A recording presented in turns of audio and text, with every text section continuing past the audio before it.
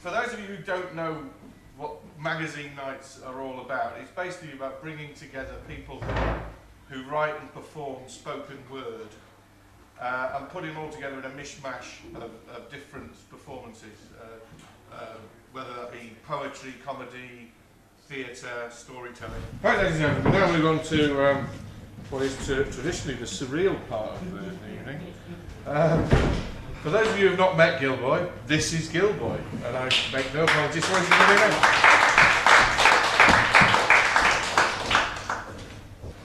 in. In entertainment history, it was a turbulent time. Jimi Hendrix's career was threatened by the legendary Cranky's climb. When he came on stage at Woodstock, the audience heckled him with chants of "Fan Dabby Dorsey," and he left looking grim. To be found dead of pills and booze at 27 or so, and planning to relaunch as Wee Jimi Hendrix whilst clutching the Cranky's photo. And my partner Hortense, or as I called her the tense whore, because she waved it about in an agitated manner, had told me before that the Daleks had been decommissioned and placed in branches of Greg's the Baker's, she said with distaste, as mini ovens, to which I'd said, what, Dalek bread? Dalek bread. From the home for the bewildered, I'd just been discharged. At the same time as Hortense, this woman enlarged, had lost her job over allegations of malpractice. She was a voodoo acupuncturist. But after selling high-fibre dog food for a short time on a jobby creation scheme, she said to me, "I'm the winner of the Miss World contest. The judges said I'm nearest in size to the world. My fame is widespread." And as she'd planned, if she struck it rich, she bought a new roller for the mangle, but as she thought, we couldn't get tickets to see the ulcerated rock star John Bonjila. So we celebrated at the Gothic Music Hall watching Mad Max Miller. Not that she was in the mood to enjoy anything humorous, because earlier in the day she'd bought this hair removal mousse from Boots, and it kept biting her armpits at the roots. Before my years of incarceration, we hadn't been together long, after which a circus ran away to join her whilst I was gone. So our sex therapist said, "Have you had sexual relations, sir and madam?" And I said, "Well, there was my dear old auntie orgasm, but I know there's something wrong, because without overemphasising, I've once again started fantasising about the Crankies." And he said, "You must seize the opportunity to start a family before Hortense becomes an extinct species." We passed a deformed, gasping mackerel on the way home, being rehydrated by paramedics in the shopping precinct zone. And that evening, after washing her hair, I forget which one, with the pirate shampoo, swash and go, Hortense wound down by sipping from her foaming tankard of mackerel spit, whilst I read my Mr. Bewildered book for a bit. But at this mellow point, the police arrived to question Hortense, so off she dived, whilst I explained she was into organic food, and they said, well, okay, but maybe next time she could resist eating the organist at the music hall, and his organ.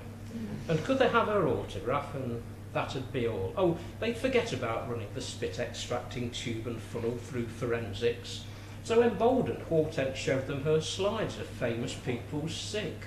She loved to show off her new status whilst using the projecting apparatus. She would become very extravagant, and after opening a pick and mix jewellers and thereafter getting wimpy homes to build her some nail extensions too, she bought a Sony Washman to record those never-to-be-forgotten laundry programmes. But after she'd put everything she'd got left on a horse and it fell off the saddle and rolled on the grass, she had to go back to work as a transcendental plumber, though chanting mantras in saffron robes antagonised the householders, and I resumed the domestic likewise. One day, whilst I was hunting for a magnet to drop in the sea, so I could do tin sardines, the doorbell rang, and it was the deformed mackerel, still gasping. If I'd been working in the garden, if only to keep an eye on passing tramps, as a guard on them eating the extensions erected by the herbal builder to our home, I'd have spotted it, but I suffer from irritable trowel syndrome. I recognised the menacing pivot it did on its fins from a school of masked mackerel and plaice and haddock whose sins were menacing shoppers out of range of the coppers. It claimed it was the abandoned, twisted creation of a liaison between Hortense and a basking tuna's flirtation, and it had to unite in time with other deviant aquatic species in a life of crime. But Hortense had stumbled across her love child and tried to silence it. Well, I'd known nothing about the marine underworld until then. Well, you don't know about these things unless somebody tells you as and when. And as I listened sympathetically, the tears ran down its fins and it stopped gasping, and I invited it in. I offered it refreshments, but it declined the tuna fish salad and in the washing up water reclined, and it was still asleep and spouting bubbles when Hortense came back for an evening of troubles. We all talked into the night, and next day we went to see a counsellor who explained the detailed workings of the Education Act and touched lightly on housing directives, and after an early night we discussed transportation policy, though I was more in the mood for a waste disposal debate, and I wished I'd understood years before local drainage minutiae. We also signed up with the local anti-social worker who would antagonise us each week one night, the idea being that against her we'd all unite. Once reconciled, we went out to celebrate at a bodily function, and the mackerel leaned across its plate, gazed fondly at us and said those words I'll never forget, "It's your round," which I found quite absurd, because I've never known anything quite as unique as a mackerel that could live out of water and speak. Back at home I wound down by cataloguing my toenail clippings whilst Hortense counted the hairs in her moustache, and the mackerel sadly recalled, alas, his criminal beginnings, infiltrating a gang of vicious masked accountants who compelled their victims to write trial balance amounts, and the tears filled Hortense's eyes as she listened, and she fell sobbing into the mackerel's fins, and so, as the therapist had recommended, our family was now complete and ended. That evening I relaxed in a bath of Radox crystals, no water. It takes about 100 boxes to fill the bath. You feel like you've been buried in sand, and it's a real job trying to fetch it all back from Asda on the bus. The mackerel joined me, thus it was like a fish out of water.